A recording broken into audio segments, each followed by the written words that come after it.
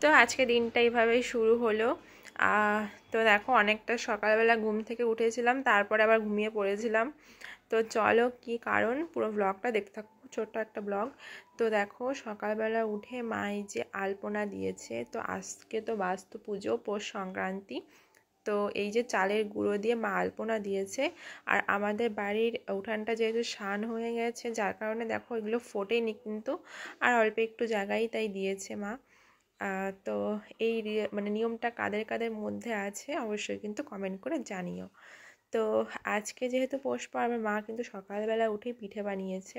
তো দেখো এইটা হচ্ছে গরম সরা পিঠে, তার সঙ্গে গুড় আর হচ্ছে মাখা সন্দেশ। তো এখানে হচ্ছে ভেজানো পিঠে, আর এই যে ওকে দিয়ে দিয়েছে, তাই ও বসে খাচ্ছে।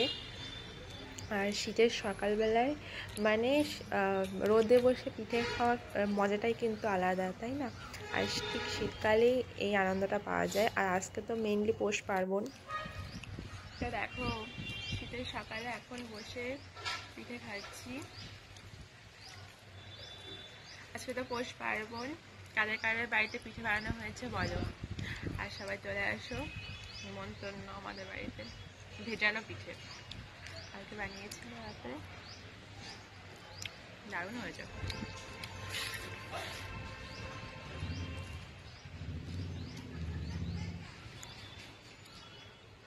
সকালে উঠে এবারে গেছিলাম। তো তারপরে দেখো এখানে আমাদের এই বাড়িতে মানে আমার শ্বশুর বাড়িতেও এইটুকুনো আলপনা দেওয়া হয়েছে। মানে আমার শাশুড়ি মা এরকম সিম্পলভাবে একটু দিয়ে রেখেছে। তো আর হচ্ছে এই যে ঠাকুরকে 5 তরকারি মানে 5 পদ দিয়ে এই যে ঠাকুরকে ভোগ দেওয়া হয়েছে। তো দেখো, তো তারপরে এই যে মানে হচ্ছে আমার মা হচ্ছে আমার গোপোষণাকে আর বাস্তু পুজো যেহেতু হচ্ছে যে পায়েস রান্না করে দিয়েছে ঠাকুরকে। আর এইদিকে মা এই যে সন্ধ্যাবেলায় হচ্ছে এই যে গীতা পড়ছিল, আর আমি এখন একটু ছবি তুলেছি।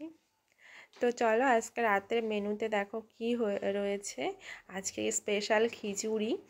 আর তো চলো এই যে দেখো রাতের বেলা ছিল খিচুড়ি, তার সঙ্গে পাঁপড় ভাজা, আর এইটা হচ্ছে ছোট ছোট বেগুন, সেগুলোই হচ্ছে বেগুনি করা হয়েছে। তো চলো আমার একটা সিম্পল মানে আজকে কি কি রান্না বান্না হলো, তো সেই ব্লগটাই শেয়ার করলাম। কেমন লাগলো কমেন্ট করে জানিও। টাটা, দেখা হবে নেক্সট ভিডিওতে।